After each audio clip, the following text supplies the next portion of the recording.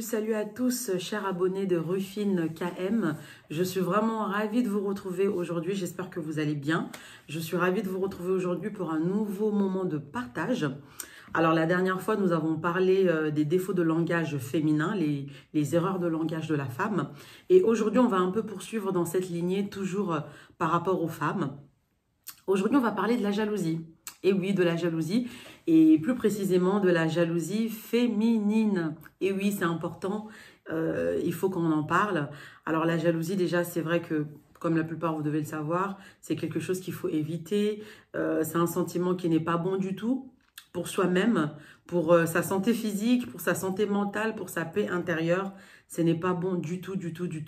Et aussi, en tant que chrétien, en tant qu'enfant de Dieu, la jalousie ne fait pas partie du fruit de l'esprit. La jalousie n'est pas citée parmi le fruit de l'esprit. Et c'est important, c'est vraiment important de gommer cet aspect-là de notre personnalité, de notre caractère.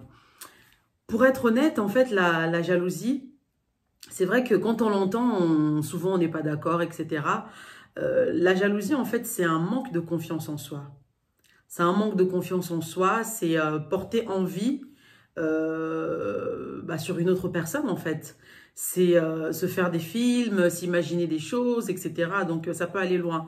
Alors, c'est vrai que dans le cadre d'une relation amoureuse, certaines personnes disent qu'un minimum de jalousie, ça peut pimenter ou agrémenter, alimenter la vie de couple, la relation amoureuse dans son quotidien. Après, c'est vrai que je pense qu'il y a, je ne sais pas si on peut parler de jalousie saine, mais je dirais plutôt jalousie malsaine, parce que lorsqu'on dit jalousie, ça a vraiment une connotation assez négative. Donc, j'aurais du mal à ajouter des aspects positifs à la jalousie, en tout cas aujourd'hui. Moi, je vois essentiellement des aspects négatifs. Alors, ce qu'il faut faire, parce que c'est ça surtout, lorsque vous ressentez qu'il y a de la jalousie en vous, et je pense que ça a pu arriver à plusieurs personnes, hein, ça ne sert à rien de faire la langue de bois, ça a pu arriver à plusieurs personnes dans le cadre d'une relation amoureuse que vous ressentiez de la jalousie. Alors, certains diront c'est parce que ils aiment trop leur mari, peut-être que c'est pour ça qu'ils ont ressenti de la jalousie. Mais honnêtement, quand vous ressentez de la jalousie, moi je ne dirais pas que c'est un excès d'amour, je dirais que c'est un manque de confiance. Et lorsque vous avez un manque de confiance en vous et que vous le manifestez par de la jalousie, l'autre va le ressentir. Et si vous tombez sur une mauvaise personne, malheureusement, si vous tombez sur une personne assez mauvaise, ça va se retourner contre vous parce que la personne va vous mener par le bout du doigt et il fera de vous presque ce qu'il veut parce qu'il aura compris que vous êtes jalouse et il va jouer avec vos nerfs. Donc la jalousie, vraiment, il faut oublier ça, il faut oublier ça. Alors comment faire? C'est ça la question. Comment faire pour ne pas être jalouse? Comme d'habitude, comme dans la plupart de nos sujets, de nos instants de partage, il faut faire un travail sur soi-même. Il faut faire un travail sur soi-même, il faut faire un travail sur sa personnalité. Sachant que le travail de la personnalité, c'est quelque chose qui ne s'arrête jamais. Peu importe son âge, qu'on soit jeune, qu'on soit adulte, qu'on soit âgé, le travail, tant qu'on est vivant, tant qu'on respire, il y aura toujours un travail. Peu importe votre âge, tant que nous sommes vivants, il y aura toujours un travail à faire par rapport à notre personnalité. Alors, pour éviter d'être jalouse, il faut avoir confiance en soi. Et comme je le dis toujours, il ne faut pas confondre l'orgueil et la confiance en soi. Parce que lorsqu'on tend vers l'orgueil, c'est mauvais. Mais lorsqu'on a confiance en soi, c'est quelque chose qui est très important. Il faut avoir confiance en soi dans pratiquement tous les domaines de la vie. Si vous n'avez pas confiance en vous, vous allez vous faire écraser. Que ce soit à l'école, que ce soit à l'université, que ce soit dans la vie professionnelle, parfois même dans la famille, parfois même dans les amitiés. Parfois même dans la vie sociale en général, c'est important d'avoir confiance en soi. Et pour avoir confiance en soi, c'est important de cibler nos qualités, de travailler davantage sur nos qualités, de progresser en fait. Essayez de faire une liste, de faire une analyse de vos qualités et de travailler à les améliorer, de ne pas se reposer sur vos acquis, mais de travailler à améliorer en fait vos qualités. Et ça, c'est très important pour votre confiance en soi. Si vous savez qu'il y a des choses que vous faites très bien, des choses pour lesquelles vous êtes doué, travaillez ces choses-là, de façon intelligente bien sûr. Parce que si vous êtes doué dans des futilités ou dans des absurdités, dans des choses assez terre à terre, ça ne vous apportera rien. Mais si vous êtes doué dans des choses intelligentes, dans des choses qui peuvent vous faire progresser vous et les autres, alors travaillez sur ces aspects-là. Travaillez sur vos qualités, travaillez sur vos points forts. Ça va aider à augmenter la confiance en soi. Et croyez-moi, lorsque vous aurez confiance en vous, il n'y a pas de place pour la jalousie. Et un bon remède aussi par rapport à la jalousie pour effacer ce trait de caractère.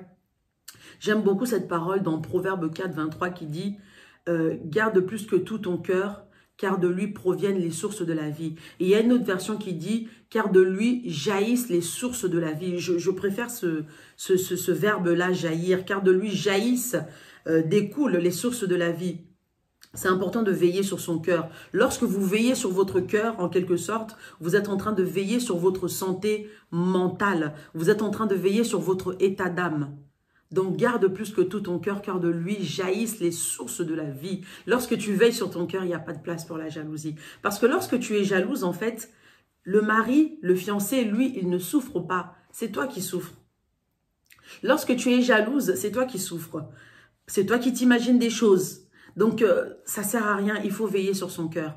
Et j'ai envie de te dire une chose, c'est bien d'aimer ton fiancé, c'est bien d'aimer ton mari, mais arrivé à un certain âge, avec la maturité, avec aussi l'aide du Saint-Esprit, il ne faut pas aimer n'importe comment.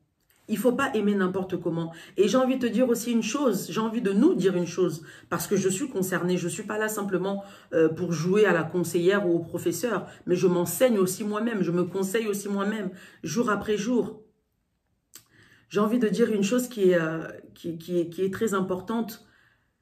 Tu es né seul et quelque part, tu mourras seul. Même si vous êtes des jumeaux, même si vous êtes des triplés, chacun est né à une seconde particulière. Vous n'êtes pas tous sortis du ventre de la maman à la même seconde.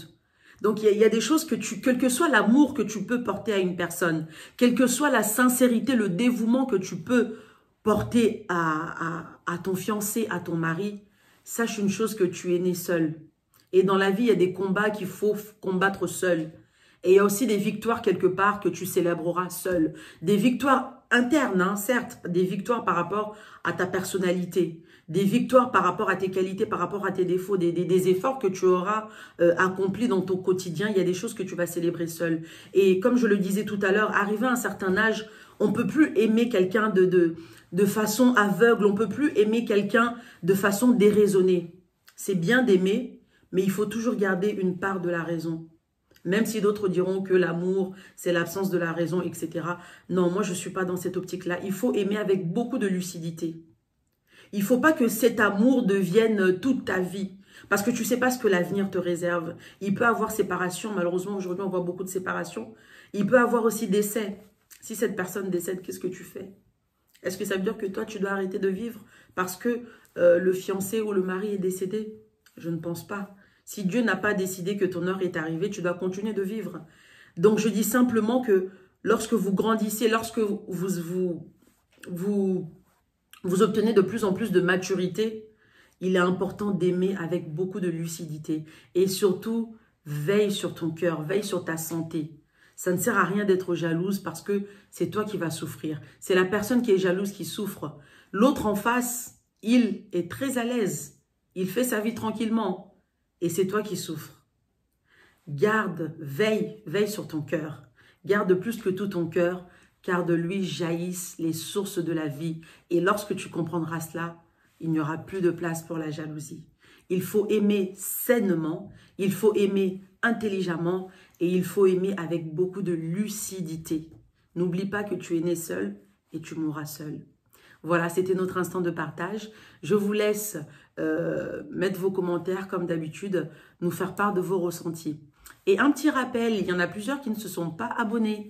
Je vous invite à vous abonner massivement à notre chaîne YouTube Rufine KM. Je vous invite également, sans modération, à partager cette vidéo.